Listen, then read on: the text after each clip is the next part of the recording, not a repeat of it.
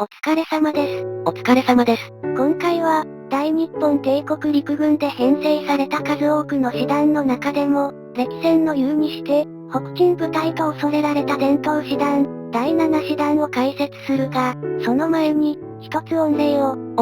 前回アップした梅津義次郎の前編動画が、アップ主の想像を超える再生数でご視聴をいただくことができ、後人の至りです。この秋田号チャンネルで史上最速の伸びだったな。梅津義次郎の後編はいつ出すの？現在鋭意作成中ですので、近い時期にアップする予定です。今回は、北鎮部隊第7師団の動画だ。北海道とアイヌをテーマにした某漫画でめっちゃ出てくる師団じゃないか。それでは、野門藩事件において劣勢に立たされた関東軍が挽回の切り札として出撃させようとしたという逸話もある日本陸軍の精鋭部隊、第7師団の話をしていこう。まず、第7師団の始祖という位置づけとして言及が必要になるのが、屯田兵だ。日本史の授業を思い起こすわ。屯田兵は、明治政府の制定した屯田兵令則に基づき、明治8年に、札幌郊外で開始された制度だ。屯田兵は、北方に対する警備と開拓を目的として創設された。誰が屯田兵になったの？屯田兵の人的資源としては、主に戊辰戦争に敗れた東北の諸藩などに属していた士族らが投入された。なお、屯田兵制の後半になると、身分による偏重は少なくなったけどね。最初から軍の管轄だったの？いや、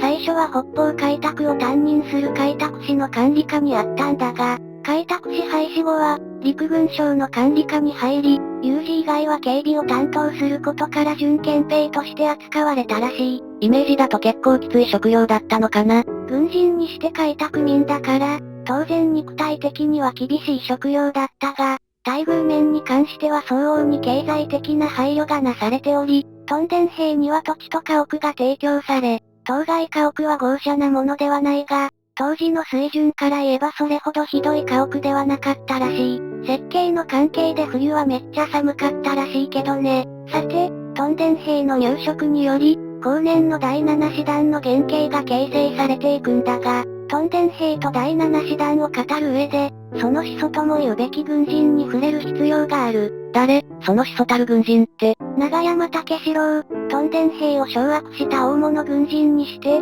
第7師団の初代師団長を務めた人物だ。長山武四郎は薩摩の出身で、西郷隆盛や黒田清隆などの薩摩出身者と比較すれば知名度はそれほど高くないが、屯田兵と第7師団を語る上では欠かせない存在だ。長山さんは北海道に陸軍として駐屯してたの？長山武四郎はもともと、開拓使所属として北海道に赴任してきた。なんで中央で累進できそうな薩摩閥の軍人が北海道の開拓使に？その点は推測になるが、一貫して恐れられていた北の脅威たるロシアに対する防ぎを担おうという使命感があったのかもしれないし、あるいは、大日本帝国陸軍は長州閥が牙城を築き始める時期だから、薩摩出身の長山武四郎は長州閥の跋扈しつつあった陸軍中央から離れようとしたのかもしれない。開拓使に赴任した長山武四郎は、屯田兵事務局に出資し、さらに屯田兵の大隊長に累進したところで、巨大な内戦に投入されることになる。明治の日本に内戦ってあったっけ？この時期において最も有名な戦闘かもしれない、西南戦争だ。明治政府に不満を抱く士族が着起した最大の内戦だ。西郷隆盛率いる大部隊が明治政府軍と衝突し、九州を舞台に激戦が展開された。薩摩出身者対薩摩出身者っていうどうしようもない戦闘もあったみたいだね。その構図と比較して、戊辰戦争で薩摩に怨恨のある東北諸藩の中でも、特に会津藩出身者は非常に旺盛な式で西郷軍と戦闘を交えたそうな。というか西南戦争に屯田兵も参戦してたの？屯田兵にも明治政府軍としての動員令がかかり、長山武四郎が指揮官を務める屯田兵大隊も熊本で西郷軍と交戦している。心中を察するところだ。西南戦争後、長山武四郎は北海道庁長官、屯田兵司令官と昇進し、屯田兵のボス的存在になると同時に、後年の第7師団の基礎を築いていく。第7師団って動画の序盤から繰り返してるけど、なんでこの師団は7番目の数字なの？これはね、第7師団の原体が、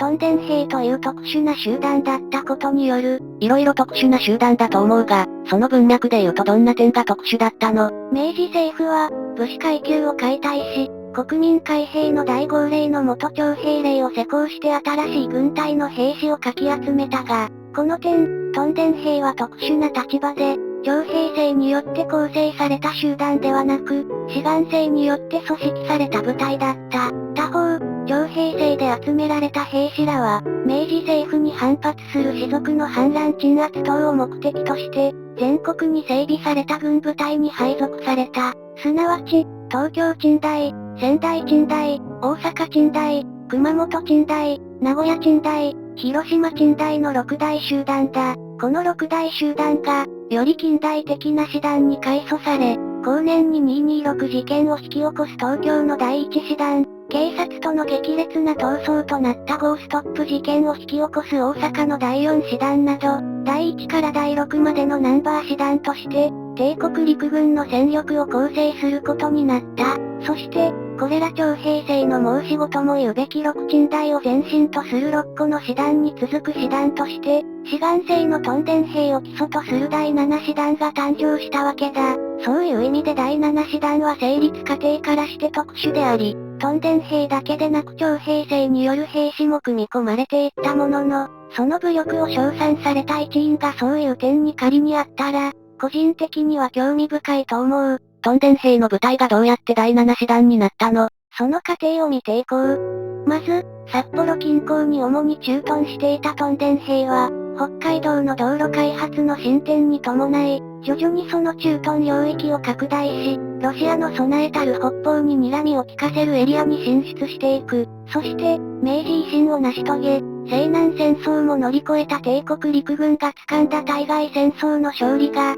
巨大な勢力の干渉を招き、その干渉と脅威によって、正式に第7師団が誕生することとなる。対外戦争と巨大な勢力の干渉って何？対外戦争は日清戦争、巨大な勢力の干渉は三国干渉、ことに帝政ロシアによる干渉だ。朝鮮半島をめぐる情勢を発端に開戦した日清戦争は、日本側の勝利で終わり、複数の地域が日本に割譲されることになった。しかし、帝政ロシアが権益を狙っていた両東半島も割譲対象に含まれることが明らかとなり、極東への南下政策を起とするロシア、同盟関係のフランス、そして露仏間の接近を阻止したいドイツ帝国の合計三国が、日本に対し、両東半島の還付を勧告した。日本史の授業でも必ず出てくる三国干渉が起きた。時代だな。日本はしぶしぶ韓国を受諾して両東半島を還付したところ、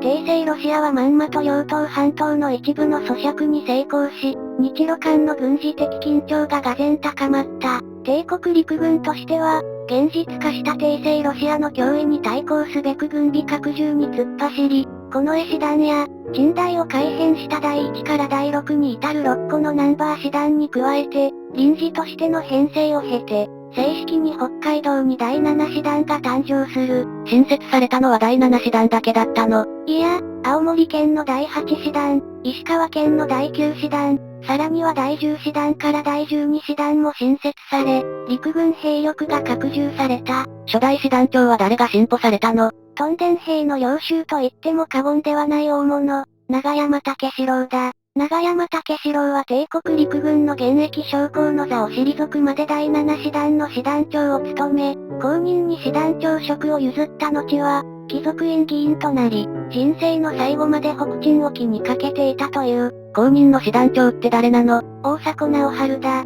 ご出身は？ご推察の通り、薩摩出身の軍人だ。大迫直春は、薩摩の出身ながら西南戦争では熊本城に籠城して西郷軍と交戦し、日清戦争では武功に基づいて金士勲章を授与されている猛者だ。ちょっと話それるけど金士勲章って何？帝国陸海軍にとっては非常に重要な戦前の勲章であり、武功抜群なる者に対して授与するとされた勲章だ。高1級から高7級までの等級があり、帝国陸軍の軍人にとってとても栄誉な勲章なんだが、これは逆に言うと、この勲章を授与されていない軍人にとってはコンプレックスの対象としても作用したのか、日中戦争ではこの金士勲章欲しさに好戦的な指揮をして、無用に戦線を拡大させたのではないかと推測されている軍人もいるくらいだ。話を戻すが、大迫直春が第7師団の師団長に就任後、第7師団は日露戦争に投入されることとなり、旅順包囲戦、